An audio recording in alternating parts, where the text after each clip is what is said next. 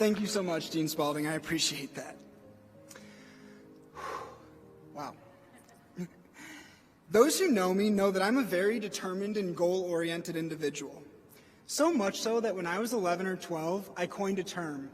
You can't lose if you can't lose.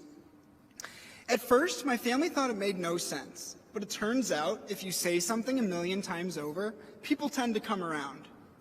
You can't lose if you can't lose. It's the philosophy of embracing every life experience, good or bad, as an opportunity to better yourself. Whatever the outcome, you're better off having endured the experience because you're now better equipped to handle life's next challenge. So when I started college, I set 2 goals for myself. 1, to expand my comfort zone by embracing new experiences, and 2, approach every situation with a you can't lose if you can't lose mindset. As a result, my undergraduate years were filled with many incredible moments, even though I wasn't even a business major. I actually spent my first years at Iowa State as a kinesiology major in the College of Human Sciences. As I planned a long and meaningful career in healthcare, I sought out opportunities to support that ambition. My most meaningful endeavor was volunteering as a research assistant in Dr. Elizabeth Stegmoller's Parkinson's disease research lab. Witnessing Dr. Stegmoller's passion for her craft and constant drive to improve the lives of others motivated me to do the same. So, naturally, during my final semester of undergrad, I told my parents that I was quitting my job and would not be pursuing a career in healthcare. I needed to find my true passion. The good thing was that even though the healthcare door was closing, I had discovered a newfound interest for data analytics and using data-derived insights to improve the lives of others, all thanks to Dr. Stegmoller. I wanted to experiment and explore, but I was in desperate need of money, to the point where even ramen was becoming a luxury. So, to get some income, I accepted an administrative assistant position here on campus, and I thought, you can't lose if you can't lose, right? As an assistant, I began managing a research instrument called the Global Perspective Inventory, where I was able to further develop my knowledge for data analytics and work directly with clients. This directly paved my path to grad school when my boss offered me the same role, but as a graduate assistant, contingent upon me pursuing a higher degree. The prospect of investing thousands of dollars in grad school, while broke and unsure of my next steps, was nerve-wracking to say the least. But I really liked the assistantship, and I really liked learning so much every day, and I really liked making it my own. So, after some exploration with my boss, Josh, we concluded that the Ivy College of Business would provide me the most diverse education where I could explore my passion for analytics while preparing for industry. The MBA program it was, except it wasn't. I got rejected. Despite feeling a bit disappointed, I doubled down. You can't lose if you can't lose. In the rejection email, it was suggested that I look into the Master of Science in Information Systems program. After choosing to seize this exciting new opportunity at Ivy, I began my MSIS classes in August of 2020, although I was still very intrigued by that MBA. So, while still pursuing my MSIS, I scrapped my initial MBA application, reflected deeply on why the MBA meant so much to me, and reapplied. This time, success. I was accepted into the fall 2021 MBA cohort. I now found myself employed, enrolled in 2 master's programs, and was ready to take the world by storm. Little did I know, the world had other plans. Barely a month after starting classes, while sitting in Dermot Hayes' Finance 534 lecture, I got a phone call that my girlfriend Michaela had been admitted to Mary Greeley Hospital following a car accident and was in critical condition. After a 10-day hospital stay and multiple surgeries, she returned home to our little 1-bedroom apartment, wheelchair-bound and unable to walk for 3 months. I embraced being her caretaker, but the emotional and physical stress was significant for both of us. But you can't lose if you can't lose, right?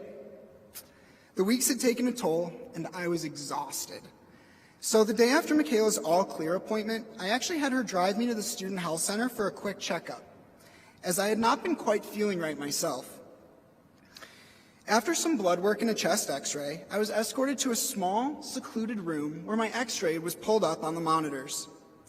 The doctor proceeded to explain that my scans were highly irregular and that I likely had cancer. Ultimately, I was diagnosed with advanced stage Hodgkin's lymphoma. Even though no one is ever prepared to hear the words, "You have cancer," I still really did think to myself in that moment, you can't lose if you can't lose. After Michaela's trauma, I knew our support system was strong and that we were well equipped to handle this next challenge. Between May and September of 2021, I completed 12 rounds of chemotherapy and continued my studies before learning that my cancer was too aggressive and that chemo had been unsuccessful. With no other choice, I moved home to Chicago, Illinois, and continued treatment at the Northwestern Cancer Center. Between October 2021 and January of this year, I endured more chemotherapy, intensive radiation, and a few minor surgeries, all designed to complement the culminating phase of my treatment plan, an autologous stem cell transplant, where my immunity would be wiped to zero and my body would have to rebuild itself from scratch. February of this year was transplant time. My new birthday, the nurses like to call it. It was a grueling process, and I'll tell you, my philosophy and will to embrace challenge has never been tested so intensely. Yet, I force myself to believe it now more than ever. You can't lose if you can't lose. I was going to prove that I was stronger than my diagnosis. Not even recurrent cancer was going to stop me from being here today. I was going to graduate with my MSIS and MBA degrees, with my incredible cohort, with my strongest supporters, with you all today. I was going to make it all happen. And to top it all off, as of last month, I am officially cancer-free.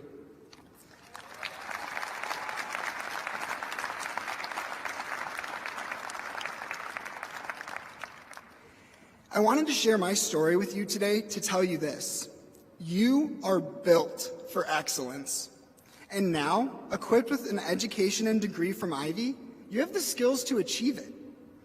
Everything you've done in the last several years has brought you to this point of excellence and has laid the foundation for your future achievements.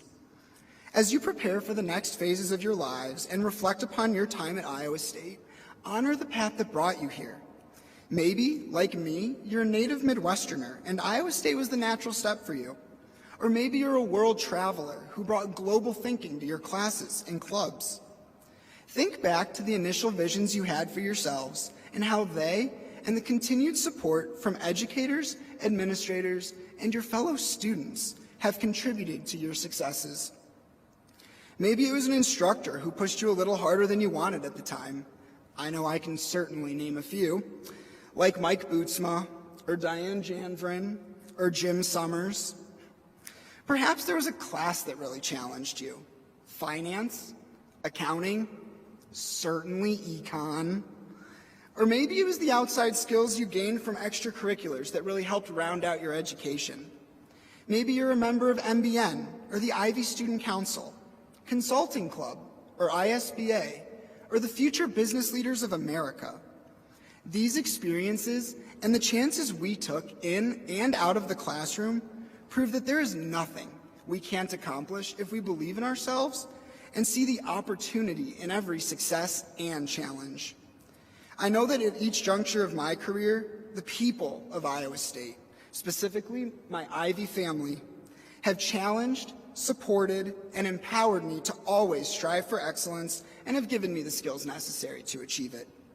I would like to personally thank my boss, Bob Reason, mentors Josh Mitchell and Elizabeth Stegmuller, my incredible MBA team, Cole Callio, Josiah Crawford, and Maggie Brown, the incredible educators, administrators, and mentors in the Ivy College of Business, especially Dean Spalding and Valentina Salotti, Sarah Wilson, Tabitha Carney, Lacey Greenfield, and Jamie Sass, and most of all, thank you to my friends, family, and fiancée Michaela for your continued love and support.